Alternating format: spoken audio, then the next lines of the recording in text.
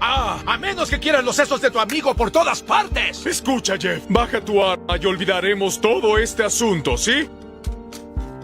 Eso no había pasado jamás. Ahora no sé qué tengo que hacer. ¿Entonces vamos a olvidar el asunto? Eso fue lo que dije. Sí. No podemos olvidar el asunto. Sí, es cierto, no podemos olvidarlo. Bien, este es el plan. Llevaré a Quagmire a dar un paseo. Pongan las manos donde las vea y ustedes se van a quedar aquí para morir de frío.